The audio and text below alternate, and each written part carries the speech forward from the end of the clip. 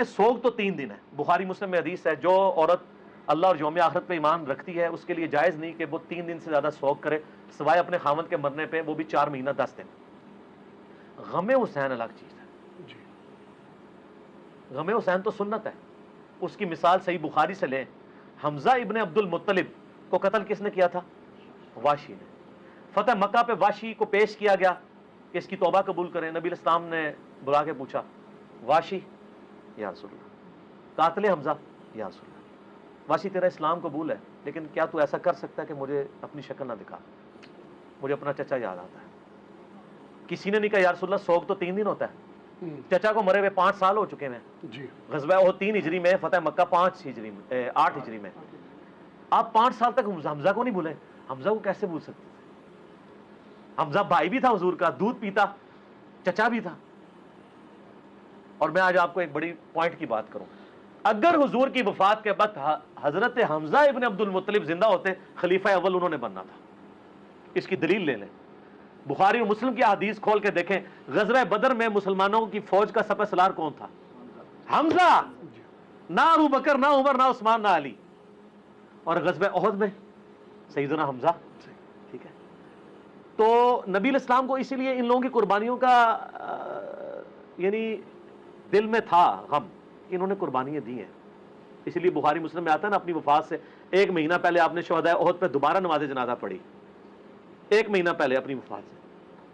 اور آپ نے وہاں صحابہ کو خطبہ دیا. آپ نے فرمایا کہ میں تمہارا پیش رو ہوں، میرا ممبر اس وقت حوض کوثر پہ لگا ہوا ہے.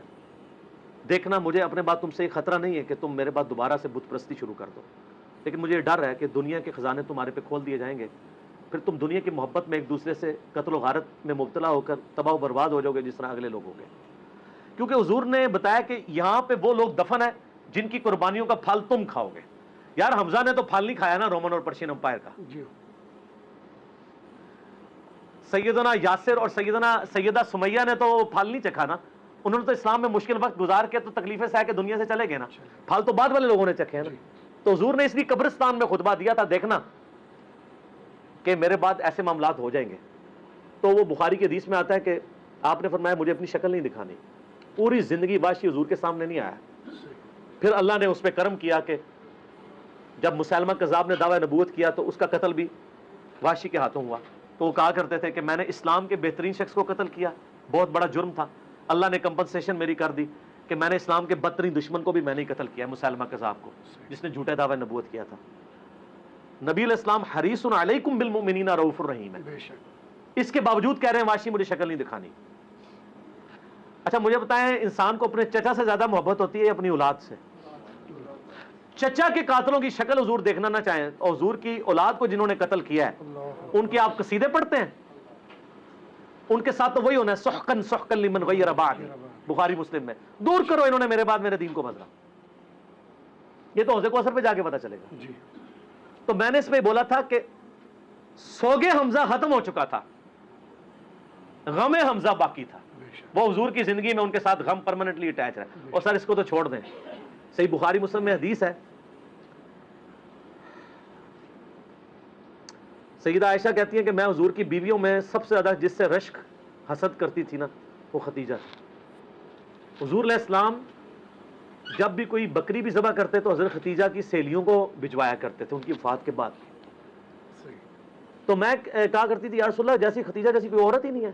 آپ فرمایا اس نے میرا اس وقت ساتھ دیا جب میرے ساتھ کوئی نہیں تھا، اپنے مال کے ذریعے، اپنی قربانیوں کے ذریعے. تو سر غم تو کبھی نہیں ختم ہو سکتا. آپ غم حسین کو ختم کرنا چاہتے ہیں، کر کے بتائیں.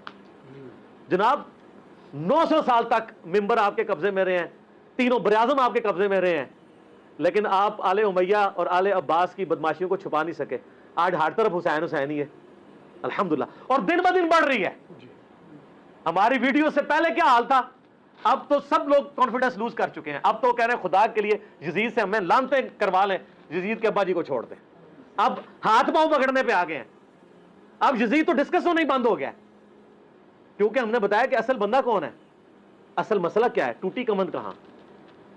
تو غم حسین باقی ہے. مسند احمد میں حدیث ہے غم حسین حضور نے زندگی میں بھی کیا ہے علی ابن ابی طالب کہتے ہیں میں حضور کے پاس حاضر ہوا, آپ نے حسین ابن علی کو گود میں اٹھایا, زاروں قطار رو رہے ہیں.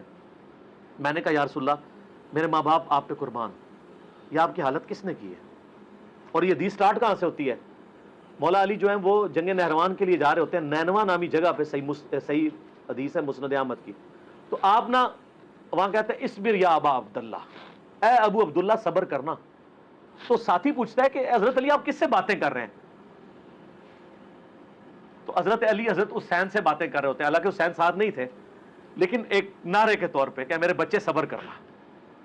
تو انہوں نے کہا کہ مجھے یہاں پہ حضور کی ایک حدیث یاد آئی ہے, کیونکہ اسی جگہ کے بارے میں نبی علیہ السلام نے مجھے بتایا تھا. ایک دن میں آپ کے گھر داخل ہوا, حسین ابن علی کو گود میں اٹھایا, میں چھوٹا سا بچہ ہے 3-4 سال کا, آپ رو رہے ہیں. میں نے پوچھا یا رسول اللہ آپ کو کس نے غمگین کیا؟ تو فرمایا ابھی جبرائیل علیہ السلام میرے پاس آئے تھے, انہوں نے مجھے بتایا کہ آپ کی امت حسین کو قتل کر دے گی فرات کے کنارے, اور میری خواہش پہ جبرائیل نے یوں ہاتھ مار کے مجھے کربلا کی سرخ مٹی بھی دکھائی, جس کی وجہ سے میں غمزدہ ہو گیا اور میرے آنسو نکلے. ابھی واقعہ ہوا نہیں ہے, واقعہ ہونا ہے 50 سال بعد. غم حسین پہلے ہے. اور واقعے کے وقت کیا ہوا ہے وہ بھی مسند احمد میں متواتر حدیث ہے. ابن عباس کے 8 شاگردوں نے یہ روایت کی ہے. شیخ البانی, شیخ زبیلی زئی دونوں نے صحیح کہا ہے, اہل حدیث بھی صحیح مانتے ہیں. اور یہ وہ حدیث ہے جس کی وجہ سے میں نے یہ فکر حسین اور غدیر خم کے اوپر آواز بلند کی. وہ حدیث کیا ہے؟ مسند احمد میں ہی ہے.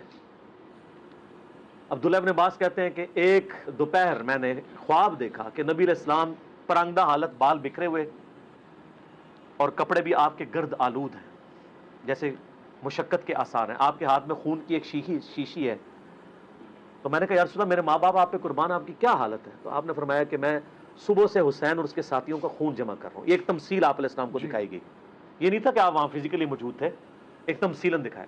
تو کہتے ہیں میں گھبرا کے اٹھا. ابن عباس کہتے ہیں میں نے وہ دن اور تاریخ یاد رکھی, اور بعد میں ظاہر وہ انٹرنیٹ نہیں تھا, ٹیلی فون نہیں تھے, کئی ہفتوں بعد خبر آئی کہ اسی دن یعنی 10 محرم 61 ہجری کو حسین ابن علی کو مظلومانہ شہید کیا گیا ان کے ساتھیوں کے ساتھ. تو غم حسین تو نبی علیہ السلام کو اللہ کی جنتوں میں بھی ہے, اور میں اہل حدیثوں کے لیے اور دیوبندیوں کے لیے, کیونکہ ان دونوں کا مشترکہ روحانی ابا جی ہیں اسماعیل دہلوی, جس نے وہ گستاخانہ کتاب تقویۃ الایمان لکھی ہے, لیکن اس میں اس نے صحیح باتیں بھی کچھ لکھ دی ہیں. تذکیر الاخوان ما تقویۃ الایمان چھپی ہوئی ہے, اس میں اس نے لکھا ہے کہ یہ حدیث اس بات پر گواہ ہے کہ نبی علیہ السلام حضرت حسین کی وفات پر جنت میں بھی غمزدہ ہیں. اور اس کتاب میں وہ جگہ جگہ لکھتے ہیں یزید پلید. یہ تو سعودیہ ایران کی ٹسل کے بعد یہ یزید کے دفاع کرنے والے اہل حدیث ہیں, ورنہ میں آپ کو حلفیہ کہتا ہوں کہ ناسبیت اور یزیدیت کے خلاف جتنا کام کیا نا وہ اہل حدیثوں نے کیا ہے. نواب صدیق حسن بھوپالوی ہوں, علامہ وحید الزمان ہوں, اس سے پہلے بھی آپ چلے جائیں, بڑے بڑے محدثین ہیں. ابن جوزی نے پوری کتاب لکھی الرد علی المعتصب العنید المانع من ذم یزید, یہ اس سرکش کا رد ہے جو یزید کی مذمت کرنے کو برا سمجھتا ہے. ابن جوزی 597 ہجری میں فوت ہوئے ہیں, ابن تیمیہ سے بھی پہلے ہیں. ابن تیمیہ اور ابن کثیر نے اس کتاب کی تعریف کی ہے, ابن جوزی کی کتاب کی. اس کا اردو میں ترجمہ ایک دیوبندی عالم نے کیا ہے, وہ شاہ نفیس اکیڈمی لاہور سے شائع ہوئی ہے. اس کا PDF ہماری ویب سائٹ کے اوپر رکھا ہے ahlsunnatpower.com پہ, آپ ڈاؤن لوڈ کریں. بڑی ڈیٹیل کے ساتھ انہوں نے اس مقدمے کو کلیئر کیا الحمدللہ.